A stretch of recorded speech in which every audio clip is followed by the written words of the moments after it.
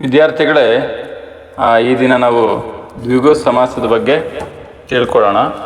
ಈಗಾಗಲೇ ನಾವು ಕರ್ಮಧಾರಯ ಸಮಾಸದ ಬಗ್ಗೆ ತಿಳ್ಕೊಂಡಿದ್ವಿ. ಅದೇ ರೀತಿ ಇಲ್ಲೂ ಕೂಡ ದ್ವಿಗು ಸಮಾಸ ತಿಳ್ಕೊಬೇಕು ಅಂದರೆ ಏನು ಗೊತ್ತಿರಬೇಕು? ಸಂಖ್ಯಾವಾಚಕಗಳು ಚೆನ್ನಾಗಿ ಗೊತ್ತಿರಬೇಕು. ಯಾಕಂದರೆ ಇಲ್ಲಿ ಸೂತ್ರ ಹೇಳೋದೇ ಸಂಖ್ಯಾವಾಚಕ ಪ್ಲಸ್ ನಾಮಪದ. ಅಂದರೆ ಪೂರ್ವ ಪದದಲ್ಲಿ ಸಂಖ್ಯಾವಾಚಕ ಇರಬೇಕು, ಉತ್ತರ ಪದದಲ್ಲಿ ನಾಮಪದ ಇರಬೇಕು. ಹಾಗಾಗಿ ಸಂಖ್ಯಾವಾಚಕಗಳು ಚೆನ್ನಾಗಿ ಗೊತ್ತಿರಬೇಕು. ಸಂಖ್ಯಾವಾಚಕಗಳಂದರೆ ಕನ್ನಡದಲ್ಲಿ 1, 2, 3, 5, 7 ಈ ಥರ.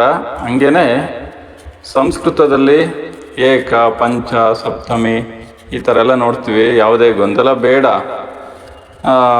ಏನು ಇದೆಂಥದ್ದು ಸಂಖ್ಯೆಯ ವಾಚಕ ಇರ್ಬೋದೇನೋ, ಪಂಚ ಅಂದರೆ ಸಪ್ತಮಿ ಅಂದರೆ ಆ ಥರದ್ದೇನಿಲ್ಲ. ಅಂದರೆ ಸಂಖ್ಯೆಯ ವಾಚಕ ಅಂದರೆ 5, 5ನೇಯ ಈ ರೀತಿ ಇದ್ರೆ ಅದು ಸಂಖ್ಯೆಯ ವಾಚಕ ಆಗುತ್ತೆ. ಹಾಗಾಗಿ ಪಂಚ, ಸಪ್ತಮಿ ಇವೆಲ್ಲ ಏನು ಸಂಖ್ಯಾವಾಚಕನೇ.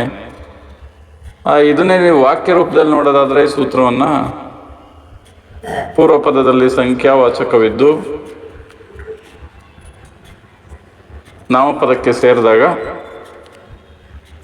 ಒಂದು ಸಮಸ್ತ ಪದವಾಗೋದಕ್ಕೆ ದ್ವಿಗು ಸಮಾಸ ಅಂತನೆಲ್ಲ ನಾವು ವಾಕ್ಯ ರೂಪದಲ್ಲಿ ಬೇಕಾದ್ರೆ ಬರ್ಕೋಬೋದು. ಇಷ್ಟು ಗೊತ್ತಿದ್ರೆ ಸಾಕು. ಸಂಖ್ಯಾವಾಚಕ ಪ್ಲಸ್ ನಾಮಪದ ಸಮಸ್ತ ಪದ ಕೂಡಿಸಿದಾಗ. ಉದಾಹರಣೆಗಳನ್ನು ನೋಡೋದಾದರೆ 1 ಪ್ಲಸ್ ಕಟ್ಟು ಒಗ್ಗಟ್ಟು, 2 ಪ್ಲಸ್ ಮಡಿ ಇಮ್ಮಡಿ. ಅದೇ ರೀತಿ ಅದಕ್ಕೆ ಇನ್ನೊಂದು ನೋಡೋದಾದರೆ 2 ಪ್ಲಸ್ ಭಾಗ ಇಬ್ಬಾಗ, 2 ಪ್ಲಸ್ ಕೆಲ ಇಕ್ಕೆಲ. ಅದೇ ರೀತಿ 2 ಪ್ಲಸ್ ಕಡೆ ಇಕ್ಕಡೆ. ಅದೇ ರೀತಿ 3 ಪ್ಲಸ್ ಕಣ್ಣು ಮುಕ್ಕಣ್ಣು. ಇಲ್ಲಿ ತುಂಬ ಎಚ್ಚರಿಕೆಯಿಂದ ನೋಡಬೇಕಾಗತ್ತೆ, ಅರ್ಥ ಮಾಡ್ಕೋಬೇಕಾಗತ್ತೆ. 3 ಪ್ಲಸ್ ಕಣ್ಣು ಅಂದರೆ ಮುಕ್ಕಣ್ಣು, ಇದು ದ್ವಿಗು ಸಮಾಸ. ಅದೇ ಥರ ಮುಕ್ಕಣ್ಣ ಅಂದರೆ ಏನು ಕೇಳುತ್ತೆ? ಇಲ್ಲಿ 3 ಕಣ್ಣು ಅಂದರೆ ಯಾವುದೋ ಒಂದು ಡ್ರಾಯಿಂಗ್ ಮಾಡಿಬಿಟ್ಟು ಅಥವಾ ಚಿತ್ರ ಬಿಡಿಸಿ ಅದರ ಮೇಲೆ 3 ಡಾಟ್ ಕಣ್ಣಿನ ಚಿತ್ರ ಬಿಡಿಸಿದ್ರೆ ಅದು 3 ಕಣ್ಣು ಅಷ್ಟು. ಅದೇ ಹಂಗೆ ಒಂದ್ರ ಪಕ್ಕದಲ್ಲಿ ಒಂದಿದ್ರು ಪಕ್ಕದ ಸರಿನೇ. ಆದರೆ ಮುಕ್ಕಣ್ಣ ಅಂದರೆ ಹಂಗಲ್ಲ. ಮುಕ್ಕಣ್ಣ ಅಂದರೆ ಅದರ ಇನ್ನೊಂದು ಬೇರೊಂದು ಅರ್ಥವನ್ನು ಕೇಳುತ್ತೆ. ಯಾರಿರ್ಬೋದು ಅಂತಂದೇಳಿ ಇನ್ನೊಂದು ಅರ್ಥವನ್ನು ಕೇಳುತ್ತೆ. ಹಾಗಾಗಿ ಮುಕ್ಕಣ್ಣ ಅನ್ನೋದು ಬಹುರೂಹಿ ಸಮಾಸ ಆಗುತ್ತೆ. ಅಲ್ಲಿಗೆ ಹೋದಾಗ ನೋಡೋಣ. ಹಂಗೆ ಮುಂದಿನ ಉದಾಹರಣೆ 3 ಪ್ಲಸ್ ಜಗ ಮೂಜಗ. ಅದೇ ಥರ 3 ಪ್ಲಸ್ ಲೋಕ ಮೂಲೋಕ. ಹೀಗೆಲ್ಲ ನೋಡ್ತೀವಿ. ಪಂಚಗಳಾದ ಪ್ಲಸ್ ಇಂದ್ರಿಯ ಪಂಚೇಂದ್ರಿಯ. ಅದೇ ರೀತಿ ಸಪ್ತಗಳಾದ ಪ್ಲಸ್ ಸ್ವರ ಸಪ್ತಸ್ವರ. ಎಲ್ಲ ನೋಡ್ಬೋದು. ಇನ್ನು ಹೆಚ್ಚಿನ ಉದಾಹರಣೆಗಳನ್ನು ಬೇಕಾದರೂ ಕೂಡ ನೋಡ್ಬೋದು. ನಿಮ್ಗೆ ಯಾವುದಾದ್ರೂ ಡೌಟ್ ಇದ್ದರೆ, ಗೊಂದಲ ಇದ್ದರೆ ಕಾಮೆಂಟ್ ಮುಖಾಂತರ ತಿಳಿಸಿ. ಅದೇ ಥರ ಸ್ವಲ್ಪ ಹೆಚ್ಚಿನದಾಗಿ ನೋಡೋಣ. ಇವತ್ತು ಜಾಸ್ತಿ ವಿಚಾರಗಳನ್ನು ತಿಳ್ಕೊಳ್ಳೋಣ. ತುಂಬ ಸ್ಲೋ ಹೋಗೋದು ಬೇಡ. ಹಾಗಾಗಿ ಅಂಶಿ ಸಮಾಸದ ಬಗ್ಗೆ ಕೂಡ ನೋಡ್ತಾ ಹೋಗೋಣ. 4ನೇ ಸಮಾಸ ಯಾವುದು? ಅಂಶಿ ಸಮಾಸ. ಇದು ಒಂದು ರೀತಿ ವಿಭಿನ್ನವಾದ ಸಮಾಸ. ಅಂದರೆ ಬಿಡಿಸುವ ಕ್ರಿಯೆಯಲ್ಲಿ ವಿಗ್ರಹಿಸೋದು. ಬೇರೆ ಸಮಸ್ಯೆಗಳಲ್ಲಿ ಬೇರೆ ರೀತಿ ವಿಗ್ರಹಿಸ್ತೀವಿ, ಅಲ್ಲಿ ಸ್ವಲ್ಪ ಬದಲಾವಣೆ ಇದೆ. ಇಲ್ಲೇನು ನಾಮಪದಕ್ಕೆ ಸಂಬಂಧನೇ ಇಲ್ಲ ಅನ್ನೋ ಥರ ಸೂತ್ರ ಇದೆ ಅನ್ನೋಂಥದ್ದು ಏನಿಲ್ಲ. ನಾಮಪದನೇ ಎಲ್ಲೂ ಕೂಡ 2 ಕಡೆ ಇರೋದು. ರಾತ್ರಿ ಅನ್ನೋದು ನಾಮಪದ, ಸಂಜೆ ಅನ್ನೋದು ನಾಮಪದ, ಮಧ್ಯೆ ನಾಮಪದ, ಇದೆಲ್ಲ ನಾಮಪದನೇ. ಕುಡಿ ಇದೆಲ್ಲ ಕೆಳಗೆ ನಾಮಪದಗಳೇ. ಆದರೆ ಬಿಡಿಸೋ ಪ್ರಕ್ರಿಯೆ ಪ್ರಕಾರ ಅದಕ್ಕೆ ವಿಶೇಷವಾಗಿ ಪದ ಕೊಟ್ಟು ಅರ್ಥ ಆಗೋ ಥರ ಕೊಟ್ಟಿದ್ದೀನಿ ಅಷ್ಟೇ. ಅಂದರೆ ಅಂಶ ಅಂದರೆ ಏನು? ಭಾಗ. ಭಾಗ ದೇಹದ ಭಾಗ ಆಗ್ಬೋದು ಅಥವಾ ಮರದ ಭಾಗ, ಹಿಂಗೆ ಭಾಗ. ಅಂಶಿ ಅಂದರೆ ಭಾಗದಲ್ಲಿ ಇನ್ನೊಂದು ಭಾಗ, ಉಪಭಾಗ. ಇದೆಲ್ಲ ಇದೆರಡು ಕೂಡಿದಾಗ ಒಂದು ಸಮಸ್ತ ಪದ ಆಗುತ್ತೆ. ಇದು ಬಿಡಿಸೋ ಕ್ರಿಯೆಯನ್ನು ಬೇಕಾದ್ರೆ ನೀವು ಒಂದು ವಾಕ್ಯ ರೂಪದಲ್ಲಿ ಬರ್ಕೋಬೋದು ಸಪ್ರೇಟಾಗಿ ಸೇರಿಸ್ಕೊಂಡು. ಅಂದರೆ ಹೆಂಗೆ? ಮುಖ್ಯ ಭಾಗದಿಂದ ಬಿಡಿಸತಕ್ಕದ್ದು, ಮುಖ್ಯ ಭಾಗದಿಂದ ಉಪಭಾಗಕ್ಕೆ. ಇಂಗ್ಲೀಷಲ್ಲಿ ಹೇಳೋದಾದರೆ ಮೈನ್ ಪಾರ್ಟ್ ಟು ಸಬ್ ಪಾರ್ಟ್ ಅಂತಂದೆಲ್ಲ ನೀವು ಬರ್ಕೊಂಡ್ರೆ ಈಸಿ ಆಗುತ್ತೆ. ಯಾರು ಗೊತ್ತಾಗಲ್ಲ ಅವರು. ಉದಾಹರಣೆ ನೋಡೋದಾದರೆ ಸಂಜಯ ಪ್ಲಸ್ ಮುಂದೆ ಮುಸ್ಸಂಜೆ ಅಂತಂದು ಹೇಳ್ತೀವಿ. ಅಂದರೆ ಮುಂಚೆ ಆರಂಭಕ್ಕೆ ಬರೋಂಥದ್ದು ಮುಂಚೆ. ಹಿಂಗೆ ಬಿಡಿಸೋ ರೀತಿ ನೋಡಿ ಹೆಂಗಿದೆ. ಇಲ್ಲಿ ಮುಸ್ಸಂಜೆನ ಮುಂದೆ ಪ್ಲಸ್ ಸಂಜೆ ಅಂತ ಬಿಡಿಸಂಗಿಲ್ಲ. ಅದರಲ್ಲಿ ಮುಖ್ಯ ಭಾಗ ಯಾವುದು? ಆ ಥರ ಮುಖ್ಯ ಭಾಗದಿಂದ ಬಿಡಿಸ್ಬೇಕಾಗುತ್ತೆ. ಸಂಜಯ ಪ್ಲಸ್ ಮುಂದೆ.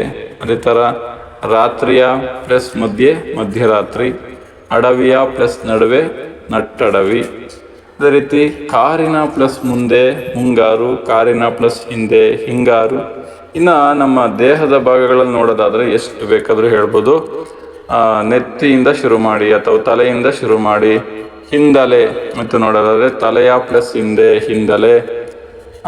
ಮೇಲೆ ಬಂದರೆ ತಲೆಯ ಮೇಲೆ ನೆತ್ತಿ ಮುಖ್ಯ ಭಾಗ, ಅದರಲ್ಲಿ ಮತ್ತೆ ನಡು ನೆತ್ತಿ ಬೇರೆ, ಹೀಗಾಗಿ ನೆತ್ತಿಯ ಪ್ಲಸ್ ನಡುವೆ ನಡು ನೆತ್ತಿ. ಇನ್ನು ಮುಂದಲೆ ತಗೊಂಡ್ರೆ ತಲೆಯ ಪ್ಲಸ್ ಮುಂದೆ ಮುಂದಲೆ. ನೆಕ್ಸ್ಟು ಅದರಿಂದ ಮುಖ ಭಾಗಕ್ಕೆ ಬಂದರೆ ಹುಬ್ಬು ಗೊತ್ತಿದೆ, ಅದರಲ್ಲಿ ಕುಡಿ ಹುಬ್ಬು ಅನ್ನೋ ಪದನ ಹುಬ್ಬಿನ ಪ್ಲಸ್ ಕುಡಿ ಅಂದರೆ ಮುಖ್ಯ ಭಾಗದಿಂದ ಬಿಡಿಸ್ಬೇಕು. ಇನ್ನು ತುದಿ ಮೂಗು ಅನ್ನೋದನ್ನ ಮೂಗಿನ ಪ್ಲಸ್ ತುದಿ ಅಂತ ಹೇಳ್ತೀವಿ. ಅದೇ ರೀತಿ ಕೆಳದುಟಿ, ತುಟಿಯ ಪ್ಲಸ್ ಕೆಳಗೆ ಕೆಳದುಟಿ.